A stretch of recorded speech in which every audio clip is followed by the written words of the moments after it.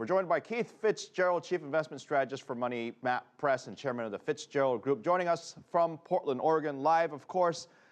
Welcome to the show. Let me start with this. So if you're a U.S. citizen, you go overseas and you work for an overseas company, the U.S. says you have to pay taxes. On top of that, any bank account with any money you have in overseas, you have to report it. Otherwise, they're going to penalize the banks. Is that a good thing? Well, you know, it's been that way for a long time. If you're a law-abiding citizen, this really isn't an issue because you've got a paycheck, you've got a way of life, you've got assets that are coming and going. It's the illegal capture of assets that they're really after here. So I guess if you're a criminal, it's a big deal. If you're a law-abiding citizen, probably not. Let me start with the impact on the banks, because a lot of banks that I've spoken to privately has said that this law, I can't say it on air, but they're very frustrated because the U.S. government says, wait a minute, you have to give us certain documents, you have to give information, and herein lies the privacy issue. How far can the U.S. really go to get that information from banks? Because right now, most of the banks do it on a voluntary basis. Well, they do. They do it on a voluntary basis because they're trying to abide by tax treaties and they're trying to abide by international obligations. Really, where this comes down, I think, is the expense associated with doing that. You know, the cost of compliance is unknown, but you can bet that this is going to be very, very expensive for the average bank, particularly if they're smaller regional banks. And, you know, there are 3 to 6 million Americans living overseas, 90-some-odd% of which are average middle-class citizens who are just trying to make a living. Where this impacts them is all of a sudden these small mid-tier banks aren't going to want to incur the cost of compliance. So guess what? You can't get a checking account. You can't get a credit card. It's going to be very hard to pay your rent if you're living overseas. This is the law of unintended consequences at its best.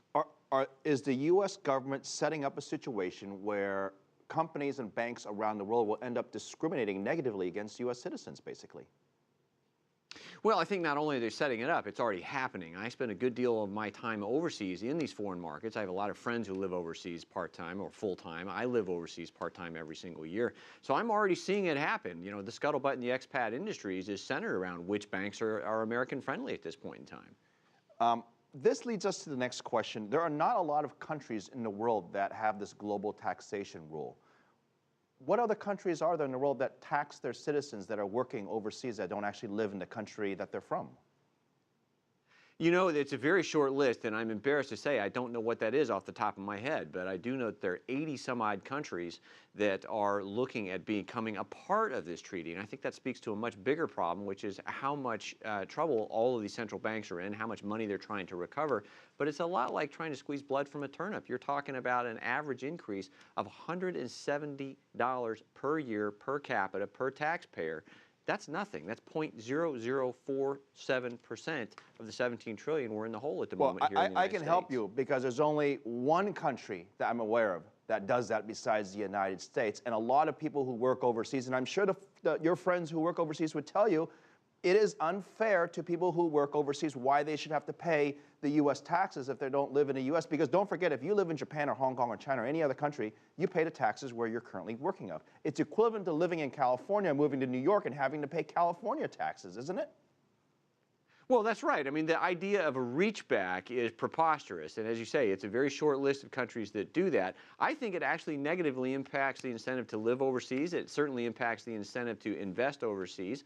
And, you know, again, our government is a great idea, great intention if you're really after the illegal assets. But if you're after the hardworking Americans, men and women who make their living overseas legitimately, wrong way to go about it. I understand it. No one's saying they're going after legitimate people, but you're telling me they're making this rule because they want to go after the billionaires and gazillionaires out there who are hiding their money, whether it's in Switzerland or Singapore or Dubai, and that's why they have this rule. But all the Americans now have to face a tremendous amount of extra paperwork, not to mention the banks have to do it as well.